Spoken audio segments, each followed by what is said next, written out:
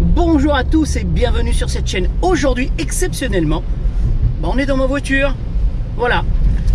Ça fait longtemps que je recherchais une vidéo que j'avais vue une fois à la télévision et malheureusement elle n'a pas été diffusée suffisamment longtemps, en tout cas à mon goût.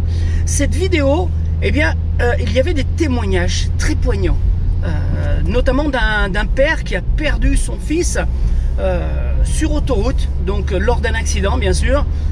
Il s'agit d'une personne qui travaillait au service des autoroutes qui sont là pour nous venir en aide, pour sécuriser les lieux d'accident, pour réparer les bordures. Et vous allez avoir les témoignages du personnel qui travaille sur ces autoroutes.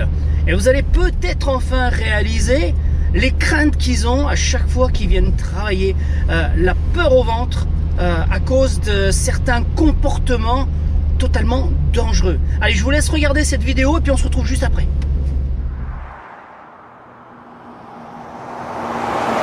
Moi, j'en tire une certaine fierté. Ça peut paraître idiot, mais c'est comme ça.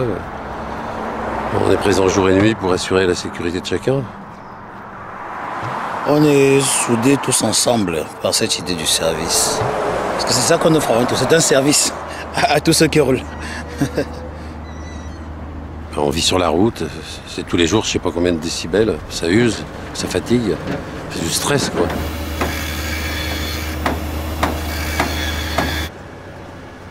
Ceux qui sont reconnaissants, c'est ceux qu'on vient aider quoi.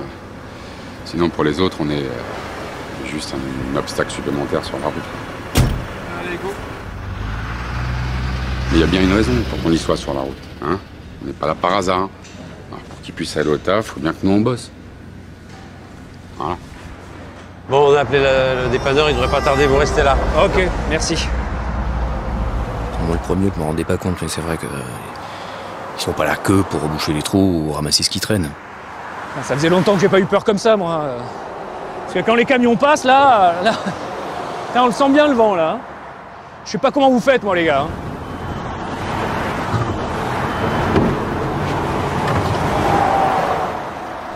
Il y en a qui font exprès, hein. Ça les amuse de shooter les cônes, défoncer les barrières.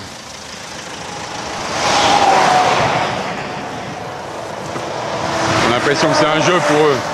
Sauf qu'ils ne se rendent pas compte que derrière, il y a nous, quoi. Des vies, des familles. Voilà.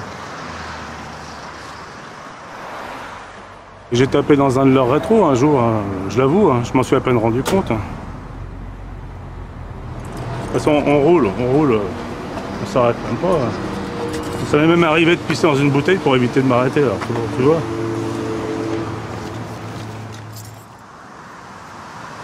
Moi, mon fils, ça faisait 7 ans qu'il travaillait à la DIR.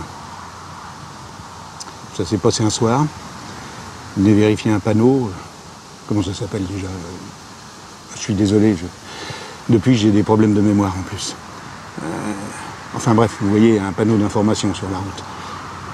Il est retourné à sa voiture sur la bande d'arrêt d'urgence. Et c'est en remontant qu'il s'est fait faucher par un camion qui a fait un écart.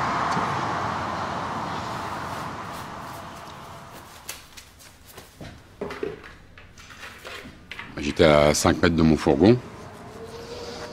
Je l'ai vu arriver de loin, le mec en voiture. Ni il était au téléphone, ni il avait bu ou quoi. Après, il m'a dit qu'il était concentré sur autre chose. Il a tapé à 110 quand même. Hein. J'ai retrouvé mon fourgon, je sais pas moi, 10 mètres plus loin.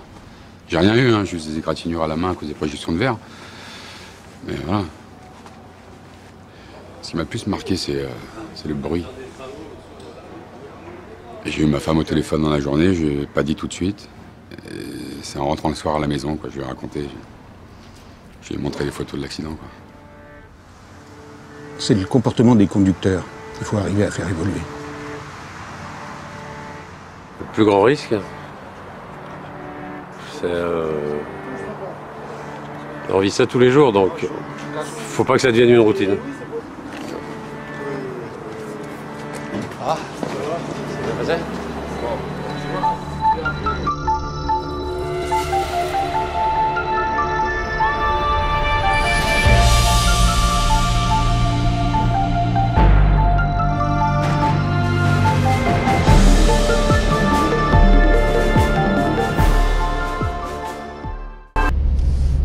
Voilà, vous avez vu cette vidéo, vous avez entendu les témoignages, vous savez dans quelles conditions ces gens-là travaillent et les dangers qu'ils prennent. Alors, soyez sympas, pensez à eux, ayez un comportement professionnel et évitez de les frôler, évitez de les mettre en danger.